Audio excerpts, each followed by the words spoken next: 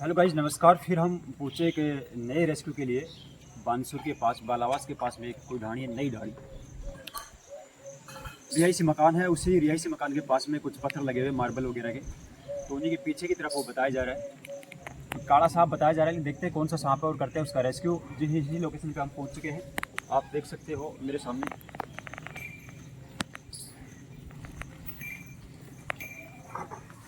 इसके पीछे है, हाँ, इसके पीछे था दोस्तों कुछ ये पाइप वगैरह यहाँ पे लगे हुए थे, कुछ पत्थर वगैरह भी लगे हुए थे यहाँ पे। तो जैसे इन्हें हटाने की कोशिश की तो एक स्पेक्टिकल कोबरा इसके पीछे की तरफ ये पटाओ आपके पैर के पास। ये बता। हाँ ये हाँ इसीलिए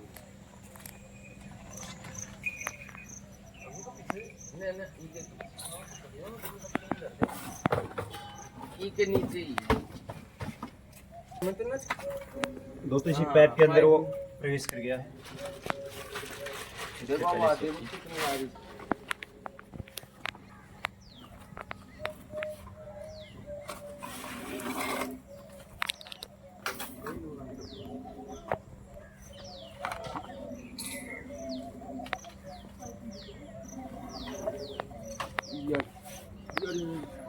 पाइप में से पाइप यार मुंड बाहर निकालने में से यार दोस्तों एक पत्थर के पीछे की तरफ बैठा हुआ था। बाद में जैसे हलचल हुई तो इस पाइप के अंदर वो अपना रहने के लिए जगह ढूंढ ली थी।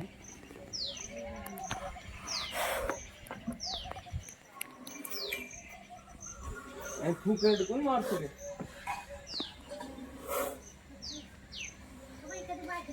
सबसे नजर बदलते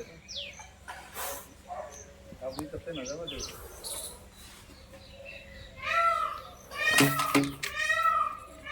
मैंने जैसे ड्रिला करी थी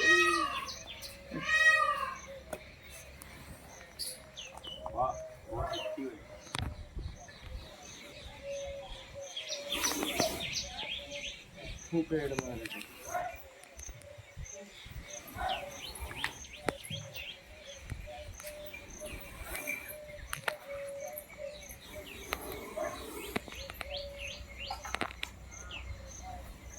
दोस्तों आप देख सकते हो एक इंडियन स्पेक्टिकल कोबरा, और इसको काटने का जो एक्शन होता है, ये इसका एक्शन मोड होता है काटने का।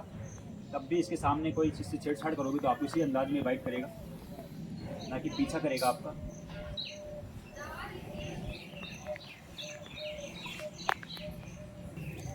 दोस्तों ऐसे वन्य जीव आपको कहीं भी नजर आते हैं तो प्लीज़ उनसे दूरी बना के रखें। इनको छूने की कोशिश कभी ना करें, वरना आपको बहुत बड़ा नुकसान पहुंचा सकते हैं।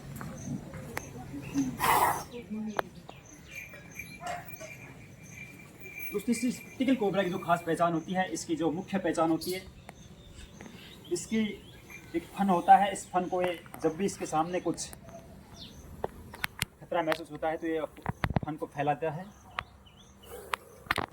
और खड़ा हो जाता है उसके सामने। तो दोस्तों आपकी जानकारी के लिए बता दें, ऐसे सांप आपको कहीं भी नजर आए या कहीं भी किसी भी समय आपको जाने अनजाने में अगर बाइट कर लिया है तो प्लीज़ सीधा डिस्ट्रिक्ट हॉस्पिटल ही जाएं। किसी झाड़ फूँक के चक्कर में कभी ना पड़ें। इसका जो फर्स्ट ट्रीटमेंट है वो सिर्फ हॉस्पिटल ही है, ना कि किसी झाड़ फूँक के चक्कर में पड़े आप।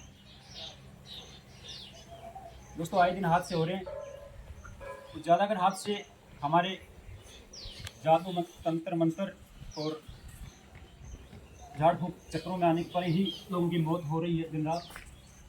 दोस्तों जो हमारे हिंदुस्तान के अंदर लगभग हर जगह यही सांप पाया जाता है, और इसी सांप के काटने से हमारे भारत देश के अंदर लगभग हर साल 45 से 50 हज़ार का आंकड़ा पहुंचकर अब सीधा वो 60 हज़ार के आसपास पहुंच गया है। और ज़्यादातर जो केस होते हैं वो इंडियन स्पेक्टिकल कोबरा के ही होते हैं। वो इसलिए होते हैं कि ये हमारे हिंदुस्तान के अंदर सभी जगह पे देखने को मिलता है, तो इसी की वजह से इसके ज़्यादा केस मिलते हैं।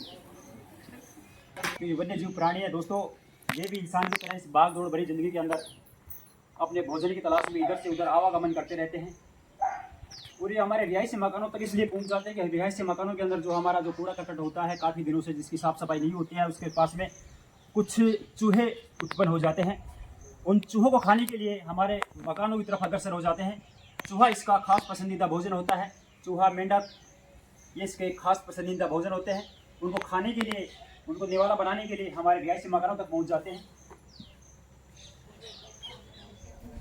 तो दोस्तों इसके काटने के बाद में जो लक्षण दिखाई देते हैं हमारे बॉडी के अंदर, इसकी काटने के बाद में आपके दो दांत का निशान दिखाई देगा, जिससे अंग पे आप इसने काटा है वहाँ पे कुछ देर बाद में सोजन भी आना स्टार्ट हो जाती है, कुछ ब्लड भी निकलना स्टार्ट हो जाता है और धीरे धीरे जो हमारे शरीर का तंत्रिका तंत्र है उसको धीरे धीरे डैमेज करने लगता है। कुछ देर बाद में आपको उल्टियाँ आने लगती हैं, कुछ देर बाद के अंदर आपको चक्कर आने स्टार्ट हो जाते हैं, कुछ देर बाद में आपको सुस्ती आना स्टार्ट हो जाती है और कुछ देर बाद में आपको नींद आना स्टार्ट हो जाती है। और जैसे जैसे आपका ब्लड का सर्कुलेशन है वो धीरे धीरे बंद हो जाता है। ब्लड का सर्कुलेशन जिसे शरीर के अंदर है जो थक्का बनना स्टार्ट हो जाता है और थक्का बनने के बाद में जो हमारा हार्ट होता है वो फेल हो जाता है और इंसान की मौत हो जाती है। तो दोस्तों हम आपसे यही अपील करते हैं कि ऐसे सांप आपको कहीं भी नजर आए तो प्लीज़ इनसे दूरी बना के रखें, इनको छूने की कोशिश कभी नहीं करें। ये वन्य जो प्राणी है इसको ज़्यादा परेशान भी नहीं किया जाए।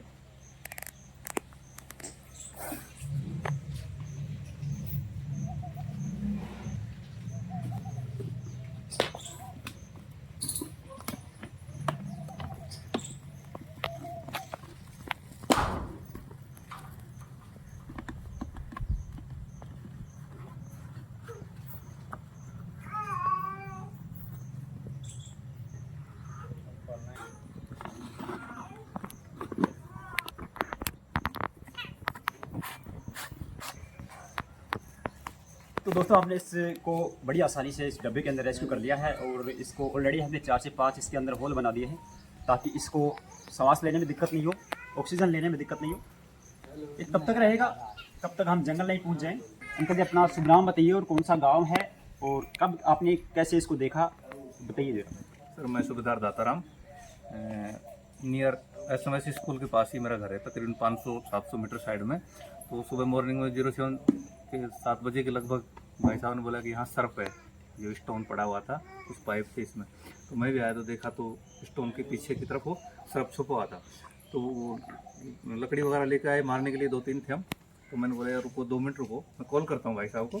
तो मैंने कल भी इन्होंने बालास में जाके रेस्क्यू किया था, उनसे मैंने नंबर लेके कॉल किया। तो उन्होंने बोला कि सर मैं अगले 15 से 20 मिनट में आपके पास पहुंच रहा हूं। तकरीबन 20 से 22 मिनट में यहाँ पहुंच गए और आके तुरंत ही इन्होंने सर को रेस्क्यू कर लिया। बहुत बहुत धन्यवाद सर आपका, मैं आपका आभारी हूँ और आप यही काम करते रहें कंटिन्यू, मेरी यही गुजारिश आपसे। थैंक यू अंकल जी, थैंक यू। तो चलिए दोस्तों देरी नहीं करते हुए आप सीधा ले चलते हैं आपको उस जंगल की दुनिया में जहाँ पर भगवान ने इनको रहने के लिए जगह दी है। मिलते हैं कुछ देर के बाद में। तो गाइस हम पहुंच चुके हैं उस जंगल के अंदर जहाँ पर भगवान ने वन्य जीवों को बसेरा दिया है।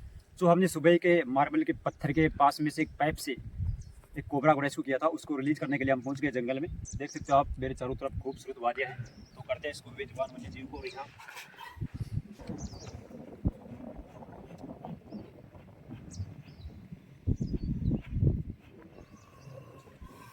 वाओ दोस्तों आप देख सकते हो खूबसूरत नज़ारा। यह है एक इंडियन स्पेक्टिकल कोबरा, बहुत ही खतरनाक होता है।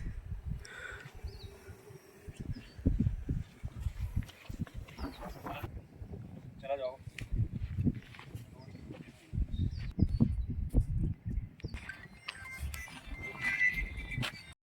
तो गाइस जो इंडियन स्पेक्टिकल कोबरा निकल चुका है अपने सफ़र की तरफ, अपने भोजन की तलाश में।